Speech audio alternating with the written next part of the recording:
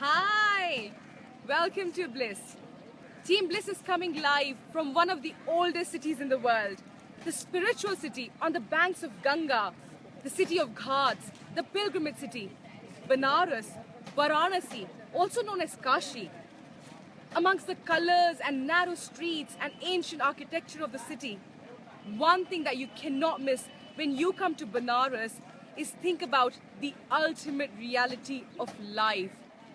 About what causes anxiety in most of us, the biggest fear for many. Death.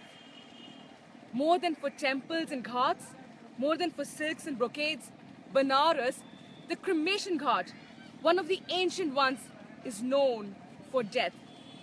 With orange flames engulfing the pyres on burning ghats, no one can escape this reality. You know what? Most people die as if they never lived and live as if they will never die.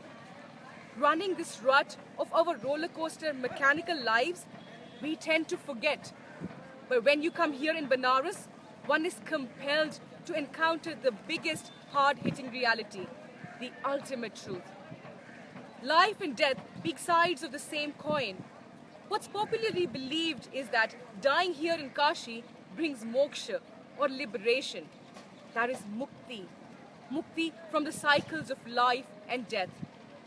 So, do we have to die to be liberated? And does one attain liberation only while you're being burnt in Varanasi? Intriguing questions, aren't they?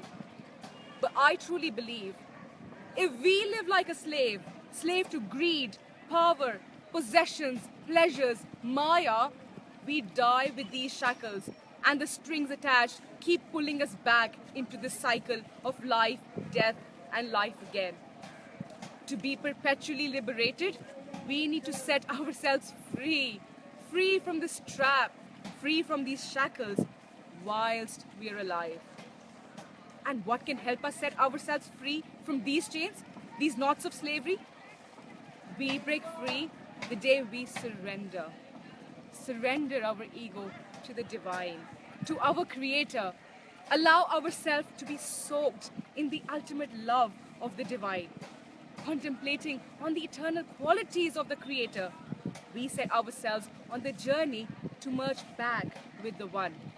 By breaking this wall of homme, our ego, that separates us from our source. When we surrender ourselves, we begin to reflect the very qualities of the Creator into our life. We merge back into the One, and that is true liberation, the ultimate salvation. Not when I die, not when I'm burnt, but while I'm alive. Alive with love of divine in my heart and my mind contemplating and chanting His name. Just as Bhagat Kabir beautifully coins, "Tu karta, tu hua, mujh mein raha na hu." Contemplating and repeating thy name, I have become like thee. In me, the I no longer exists, and that is what could eternally liberate me. So soak yourself in the colors of His name and feel the bliss. Have a blissful day and don't forget to pray. Bye-bye.